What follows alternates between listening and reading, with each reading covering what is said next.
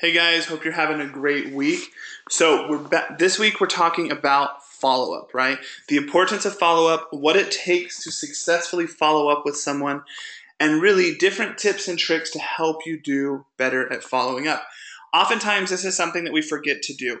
At least at one point in our business, every one of us will have forgotten to follow up with someone. It just happens.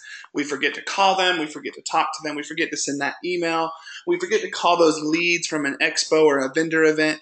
It just happens. Life gets in the way, and sometimes it just slows you down, right? It stops you a bit from seeing the success that you want or from being able to follow up with these people. So today we're going to talk a bit about key information that's important to get from someone and how to keep track of that so that way you're able to follow up with them. And some of the things that you must know in order to be able to do so successfully. This is not anything crazy. It's nothing that's going to change your world instantly, right? These are simple tips that will help you when following up to be more successful. So pay close attention, take note of these, and really focus on what it is that you can do to become better at following up. Okay, so first and foremost, when you're talking with someone, so at a class, a prospect on the street, a business builder, at a vendor event, and you're getting people to sign up on something, what information do you need? First and foremost, you need their name. You need to know who they are, right? You need their phone number, their email address, and a connecting point. We're going to talk about all of these in more detail, but this is at least the basic information that you need. Also, make sure you know where you talked to them at, where you came in contact with them, where you met them the first time. Something to help remind you of who they are. So when you talk to them, you're not just following up going off of paper, but you can have an actual genuine and legitimate conversation because you remember who they are. Okay, so let's go ahead and dive into these 4 items a bit further. So first, name, okay? It's pretty simple to get someone's name. This is by far the easiest thing to gather, the easiest piece of information. You just ask them their name. You introduce yourself. You ask them to enter into a raffle. You ask them to sign up for more information. There's so many ways that you can get someone's name. Just by genuinely talking to them and having a conversation, they're going to give you their name, right? So this is not a hard thing. But I've talked to many people, and surprisingly, they forget the person's name. They forget to ask them their name.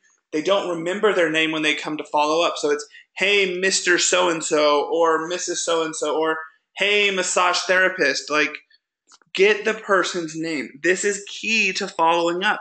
You need to know their name. People take you more serious when you can take the time to get their name and then to remember it.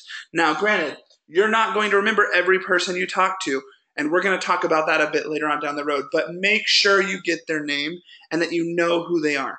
This is super simple, and there's really no excuse to not have the name of the person you're talking with. Okay? So the next is the phone number. Make sure you get their phone number. Now, typically, this is a bit harder to get out of someone. When you're talking to a stranger, they're going to be a bit more hesitant to give you their number. When you're talking to even some of your business builders at times, they might be more hesitant to give you their phone number because that's something that they hold more private. So you need to get to know this person and connect with them. If they feel secure with you, they're going to give you their phone number. Give them a reason or clear value in exchange for their phone number. So if you're asking for their phone number, why are you asking for it? What do you plan to do with it? Why do you need it? Okay? Or have them enter on a raffle and put their number on the ticket. By doing so, they're getting entered for a chance to win something, which is that value in exchange for that phone number. But make sure you get their phone number. Make sure that you create that value or give them that reason as to why you need their phone number. This is something that's super important. If you don't have a phone number, it makes it hard, guys, to have a one-on-one conversation with someone and follow up with them later on. You need to have their number. Take the time to get their number. Take the time to connect with them and make them feel comfortable giving you that number. Don't come across as though you're going to call them all the time, talk to them all the time. Like, your goal is to follow up and give them that reason and stick to that reason. Don't become annoying or overbearing. Take it slow and be respectful. That's the reason people are hesitant, right? There's been so many people that have abused our phone numbers that people are hesitant to give those out. So make sure that you're part of the cure, right? You're fixing that. You're sticking to what you've said. You're being respectful of their time and their phone number, and you're using it wisely. Okay, but make sure you get it. The next thing is the email address, okay? This is a great resource to have. It's so easy and super important to send someone an email. Even after you've had a follow-up call with them, send them an email. Hey, thanks so much for taking the time to talk to me today. I really appreciate it. Here's a bit more about what we talked about. This summarizes a bit more about what we discussed. Give them something to see. Email addresses, right, oftentimes are easier to get than a phone number, but oftentimes people are still hesitant. How many of you have an email address that you created that you don't even log into anymore because it's filled with junk? You gave someone your email address here or there, and over time you now have hundreds of emails from people that you don't even care to listen to. This is why people are hesitant, right? So when you ask someone their email, again, make sure you're giving them a reason or value. What are they going to get by giving that to you? So if I'm giving you my email, what are you going to do with it? Are you going to email me all the time? Are you going to email me reminders? Are you going to send me follow-ups? Are you going to send me tons of spam in my inbox so every time I log in, there's hundreds of emails? What is it you're going to do? And then be clear and stick to that. Or again, give them value to exchange that. So if I give you my email, what do I get in return? It could be an entry in a raffle. It could be education.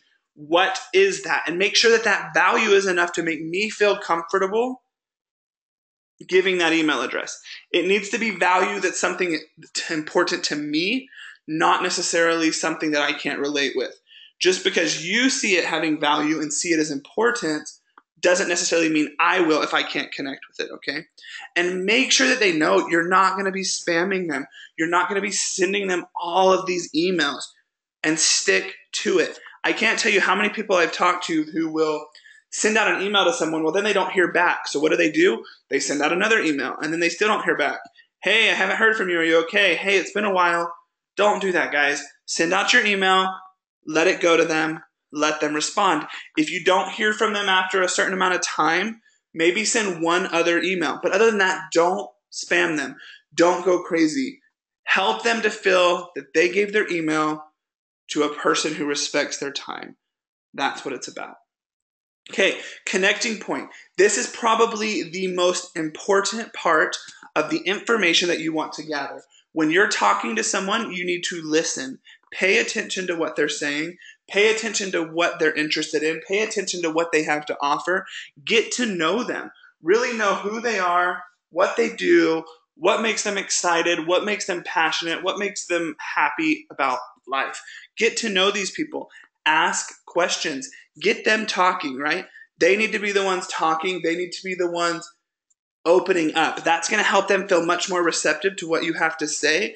It's going to help them feel like they're in control, but also it's going to really help you. Okay? And look, I spelled remember wrong here. Sorry about that. But remember a unique connecting point and use it for future calls. So when you're talking to these people the next time you call them, that connecting point is what you need to use to remind them who you are. Hey, so-and-so, you wore a red tie. I love red. How cool. Find something simple to connect with them. Hey, you told me that your child was sick. Are they doing okay? Or, hey, you told me that you love the smell of lavender. Have you tried lavender oil? Find that way to connect with them and show that you genuinely care and that you're genuinely listening to what it is they do and what it is they have to say. Oftentimes, people don't want to return a call because they don't feel like they're being heard.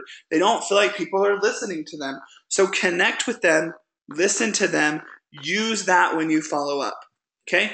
Keep records, guys. So it is great to get all this information, but if you don't write it down and keep records, you're not going to remember it. So it's important to make sure you're doing that. Keep track of who you talked with and their basic information. So again, name, phone number, email, and that connecting point. Write it down on a spreadsheet. Write it down on a whiteboard. Put it in your phone calendar and set reminders, okay? Also keep track of when you talk to them. When did you talk to them last? Put a date there, okay? And then also, what are the next steps? What comes next? What will you be doing next? When will you talk to them next? This is to help you. I love to use my phone. I set reminders so I know when I have to talk to people. It's a very easy system that reminds me of what I need to do and when I need to do it, and it helps a ton. If you give someone a date, stick to that date. If you give someone a time that you're going to call at that time. Keeping records will help you do that. Record everything you say, write it down, put it on your computer, put it on your phone, put it in a system, whatever it is, but make sure you keep track of it. And write notes as to what you said. Remind yourself of this connecting point. This is going to help a ton. Okay, guys, follow-up is key. It's a must. You need it in your business, and it's something that's going to help you grow tremendously. Take the time to apply these tips. Tomorrow, we will continue talking more about follow-up and ways to do it. Have a great day, guys.